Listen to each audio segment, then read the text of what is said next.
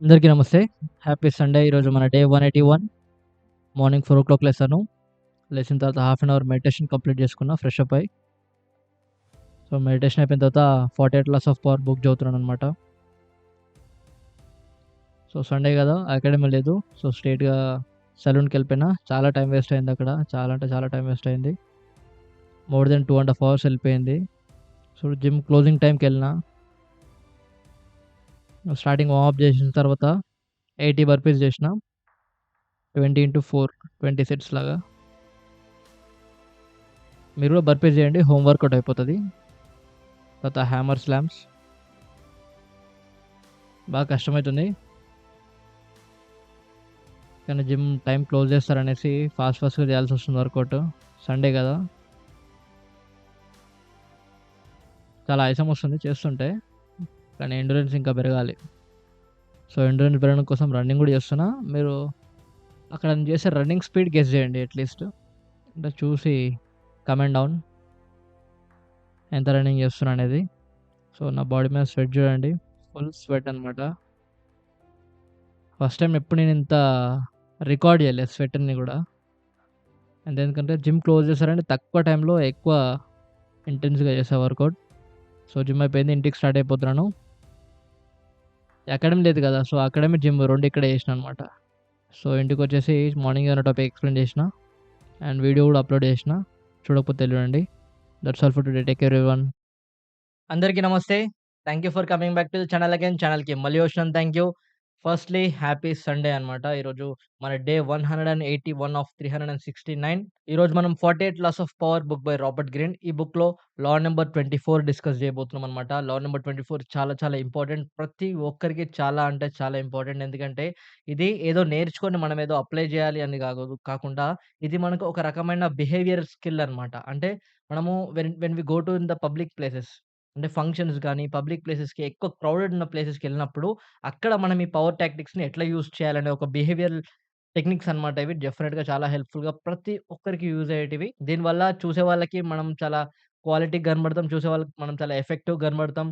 తర్వాత మనతో వచ్చి మాట్లాడాలనే వాళ్ళకి అనిపిస్తుంటది. సో, ఎవరికైతే ఎక్కువ పవర్ ఉంటదో డెఫినిట్‌గా వాళ్ళకి ఎక్కువ అటెన్షన్ ఉంటది. కాబట్టి when you use this kind of skills, ఇప్పుడు ఈరోజు మనం డిస్కస్ చేసే లా నంబర్ 24లో యూజ్ చేసే స్కిల్స్ మనం మన డే టు డే లైఫ్‌లో యూజ్ చేస్తే డెఫినిట్‌గా people really want to talk to you a lot and you will get lot of attention. అంటే ఏం చేయకుండా ఎక్కువ అటెన్షన్ తెచ్చుకోవడానికి ఇదొక బెస్ట్ టెక్నిక్ అన్నమాట. So, let's get into the law number 24. Play the perfect courtier. అంటే ఇక్కడ కోర్టియర్ అంటే ఏంటంటే రాయల్ ప్లేసెస్, రాయల్ ఫంక్షన్స్, మనకంటే హై లెవెల్ పీపుల్ వచ్చినప్పుడు, మనకంటే ఎక్కువ డబ్బున్నోళ్ళు గాని, ఎక్కువ రెస్పెక్ట్ ఉన్నోళ్ళు గాని, ఎక్కువ పవర్ ఉన్నోళ్ళు గాని వచ్చినప్పుడు వాళ్ళ దగ్గర నుంచి మనం ఎట్లా పవర్‌ని నేర్చుకోవాలి అండ్ మనం ఎట్లా పవర్‌ఫుల్‌గా కనబడాలి అంటే హౌ టు అపియర్ పవర్‌ఫుల్ అనేది టాపిక్స్ అన్నమాట. సో, దీంట్లో మనకు కొన్ని రూల్స్ ఉంటాయి. ఆ రూల్స్‌లో there are so many rules. కానీ వాటిని నేను కొన్నిగా తీసేసి, అంటే అవసరం లేనివి తీసేసి, ఏవైతే ప్రతి ఒక్కరికి నార్మల్ లైఫ్‌లో యూజ్ అవుతాయో రెగ్యులర్‌గా, సో, అది మాత్రం నేను లిస్ట్ చేసుకొని అది మాత్రం చెప్దాం అనుకుంటున్నా. So, let's get into the topic. The first rule is avoid ostentation అంట. అంటే ఏంది? Avoid showing off. అంటే ఇప్పుడు ఏదైనా రాయల్ ఫంక్షన్‌కెళ్ళామంటే డెఫినిట్‌గా మనకంటే డబ్బున్న వాళ్ళు, మనకంటే పవర్‌ఫుల్ పర్సన్, మనకంటే ఎక్కువ రెస్పెక్ట్ ఉన్నవాళ్ళు చాలా మందుంటారు. సో, అక్కడ నీకు పవర్ కావాలని మనమేం చేస్తామంటే డెస్పరేషన్‌తోని, ఔట్ ఆఫ్ డెస్పరేషన్‌తోని మన దగ్గరున్న అంటే షోయింగ్ ఆఫ్ చేస్తామనమాట. నా దగ్గర ఇదుంది, నా దగ్గర అదుంది అని షోయింగ్ ఆఫ్ చేస్తాం. ఎప్పుడైతే ఎవరైతే షో ఆఫ్ ఎక్కువ చేస్తారో వాట్ డస్ ఇట్ మీన్స్? వాళ్ళకి పవర్ వస్తదనుకుంటారు. బట్ ఇండైరెక్ట్‌గా వాళ్ళకి పవర్ లాస్ అవుతారనమాట. So, never ever show off. Royal పార్టీస్‌కెళ్ళినప్పుడు మాత్రం అస్సలు షో ఆఫ్ చేయొద్దని ఇక్కడ మనకి రాబర్ట్ గ్రీన్ చెప్తున్నాడు. సో, సెకండ్ రూల్ ఏంటంటే ప్రాక్టీస్ నాన్ చాన్సిలెంట్స్ అంట. నాన్ చాన్సిలెంట్ అంటే ఏంటంటే you have to appear cool. అంటే ఇప్పుడు గమనించండి.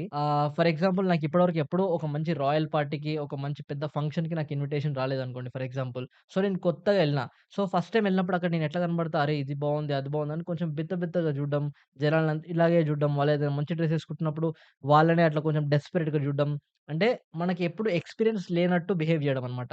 సో, అది అపోజిట్ పర్సన్‌కి ఈజీగా అర్థమైతది. అంటే వీడు ఫస్ట్ టైమ్ వచ్చిండేమో ఇట్లాంటి ఫంక్షన్‌లకి బాగా డెస్పరేట్ అయితున్నాడని. సో, అప్పుడు మనం ఏం చేయాలంటే ప్రాక్టీస్ నాన్ చాన్సిలెంట్స్ అంట. అంటే you have to appear cool. అంటే ఎంత పెద్ద కొత్త సిట్యుయేషన్ వచ్చినా అదేదో కొత్తగా జరిగింది అని మోర్ ఎక్సైట్‌మెంట్‌తో కాకుండా కూల్‌గా, కంపోజ్డ్‌గా, ఇట్లా రిలాక్స్‌గా ఉండడం అనేది నేర్చుకోవాలంట. సో, అప్పుడైతే నీకు చాలా ఎక్స్‌పీరియన్స్ ఉంది అని నువ్వు అపోజిట్ పర్సన్‌కి కనిపిస్తావు. లేకపోతే చాలా డెస్పరేట్‌గా కనపడతావన్నమాట. So, when you have desperate people doesn't care about you. Third rule ఏంటంటే alter your language and style according to the person. So, నువ్వు ఎవరితో మాట్లాడుతావో అలాంటి స్టైల్ మెయింటైన్ చేయాలి. వాళ్ళతో అంటే ఆ పర్సన్ యొక్క రెప్యుటేషన్ బట్టి నీ స్టైల్ అండ్ నీ లాంగ్వేజ్‌ని మెయింటైన్ చేయగలగాలి. ఆ మోడ్యులేషన్ మనకు రావాలి. అంటే ఫర్ ఎగ్జాంపుల్ నేను ఫ్రెండ్‌తో ఎలా మాట్లాడుతున్నానో సడెన్‌గా ఒక పర్సన్ వచ్చినప్పుడు ఇమ్మీడియేట్‌గా నేను నా మైండ్ సెట్‌ని, నా స్టైల్‌ని, నా బాడీ లాంగ్వేజ్‌ని మొత్తం చేంజ్ చేసి ఆయనతో అలా మాట్లాడాలన్నమాట. సో, అప్పుడేమైతదంటే ఈయన పిచ్‌లో ఈయనతో మాట్లాడాలి. వాళ్ళ పిచ్‌లో వాళ్ళతో మాట్లాడాలి. డెఫినిట్‌గా యూ విల్ అపియర్ సమ్ స్పెషల్‌గా కనబడతావన్నమాట. నెక్స్ట్ ఫోర్త్ ఏంటంటే never criticize anyone above you. అంటే మనకంటే ఏజ్‌లో పెద్దవాళ్ళైనా, మనకంటే రెస్పెక్ట్‌లో పెద్దవాళ్ళైనా, మనకంటే పవర్‌ఫుల్ పర్సన్స్‌ని నెవర్ ఎవర్ క్రిటిసైజ్. ఎప్పుడు వాళ్ళని క్రిటిసైజ్ చేయొద్దు. Always gives respect. ఎందుకంటే క్రిటిసైజ్ చేసినప్పుడు ఏమర్థమైతదంటే వీడు డెస్పరేట్‌గా ఉన్నాడు. వీడికి చాలా ఇగో ఉందని అర్థమైతదన్నమాట. So, when you have ego people don't want to talk to you. వాళ్ళు నీకు రెస్పెక్ట్ ఇవ్వరు, పవర్ ఇయ్యరు. So, suddenly you will lose something. కాబట్టి మనం ఎట్లా కనపడాలి? ఒకవేళ ఇగో ఉన్నా, డెస్పరేషన్ ఉన్నా గాని మొఖం పైన క్రిటిసిజం చేసినట్టు కనబడొద్దు. ఎవరిని హేళన చేయొద్దు. అంటే ఎవరి యొక్క లుక్స్ బట్టి, వాళ్ళ టేస్ట్ బట్టి, వాళ్ళ డ్రెసింగ్ స్టైల్ బట్టి మనం ఎప్పుడు కూడా ఎవరిని జడ్జ్ చేయొద్దనేది ఇక్కడ మనం నేర్చుకున్నామనమాట. తర్వాత నెక్స్ట్ రూల్ ఏంటంటే బీ సెల్ఫ్ అబ్జర్వెంట్. అంటే ఇప్పుడు నన్ను ఒక పర్సన్ చూస్తే ఏ విధంగా చూస్తాడో నన్ను నేను గూడా అదే విధంగా చూడడానికి నేను నేర్చుకోవాలి. అంటే train your mind in such a way that నువ్వు నిన్ను ఎలా చూసుకోవాలంటే ఒక రాండమ్ పర్సన్ నిన్ను చూస్తే ఎలా చూస్తాడు అనేది నువ్వు అట్లా చూసుకోగలగాలి. ఎందుకంటే ప్రతి ఒక్కరికి వాళ్ళకి సెల్ఫ్ ఇగో వల్ల వాళ్ళకి వాళ్ళు గొప్పగా కనపడతారు. యాక్చువల్‌గా బయట పర్సన్‌కి ఎట్లా కనపడతారు? కామన్‌గా కనపడతారు. సో, మనం ఎట్లా చూడాలంటే బయట పర్సన్ అంటే అదర్ పర్సన్ పాయింట్ ఆఫ్ వ్యూలో మనల్ని మనం చూసుకోవాలన్నమాట. డెఫినిట్‌గా అప్పుడు మన లోపల ఉన్న పాయింట్స్ అనేది మనకు చాలా తెలుస్తది. దానివల్ల మనం చాలా ఇంప్రూవ్ అవ్వచ్చు. Next last rule, last but not least అన్నమాట. Master your emotions. ఎవరైతే వాళ్ళ ఎమోషన్స్‌ని మాస్టర్ చేయగలుగుతాడో he will be the king. He will be the ruler. అంటే ఎక్కడ బోయినా అక్కడ ఆయన లీడ్ చేసుకొని వస్తాడన్నమాట. ఎక్కడ బోయినా అక్కడ ఆయన డామినేట్ క్రియేట్ చేయగలుగుతాడు. ఎందుకంటే ఎమోషన్స్‌ని గాని, ఈ డెస్పరేషన్స్ గాని ఎవరైతే కంట్రోల్ చేసుకుంటున్నారో డెఫినిట్‌గా హి విల్ కంట్రోల్ ఎవ్రీవన్.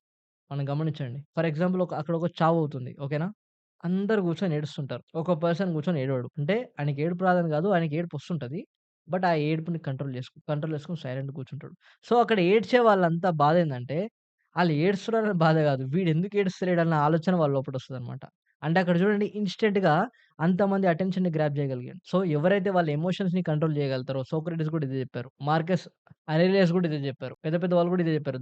దో అంటే who he can control the emotions he can control everyone. So, crowded ప్లేస్‌కెళ్ళినప్పుడు, ఫ్యామిలీ ఫంక్షన్స్‌కెళ్ళినప్పుడు, పెద్ద పెద్ద రాయల్ ఫంక్షన్స్‌కెళ్ళినప్పుడు అందరూ జూడండి ప్రతి ఒక్కరు షో ఆఫ్ జేస్తూ కనబడతారు. డెస్పరేట్‌గా కనబడతారు. ప్రతి ఒక్కరు ఓవర్ ఎక్సైట్‌మెంట్‌తో కనబడతారు. సో, మనం కూల్‌గా, కంపోజ్డ్‌గా మన ఎమోషన్స్‌ని కంట్రోల్ చేసుకుంటే అందరూ మన దగ్గరకొచ్చి కూర్చుంటారు. మీరు ఒకసారి ట్రై చేసి జూడండి. నేనైతే చాలా సార్లు ట్రై చేషినా.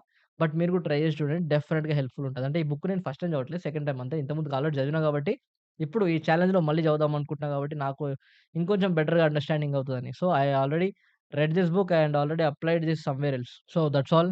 మీకు అర్థమైందనుకుంటున్నా అబౌట్ థీస్ రూల్స్. ఈ రూల్స్ చాలా హెల్ప్‌ఫుల్‌గా ఉంటాయి. బయటికెళ్ళినప్పుడు మనం అందరిని కంట్రోల్ చేయాలి. ఎవరు మనల్ని కంట్రోల్ చేయొద్దంటే ఫస్ట్ మనల్ని మనం కంట్రోల్ చేసుకునేగా రావాలన్నమాట. మన ఎమోషన్స్‌ని మనం కంట్రోల్ చేసుకోవాలి.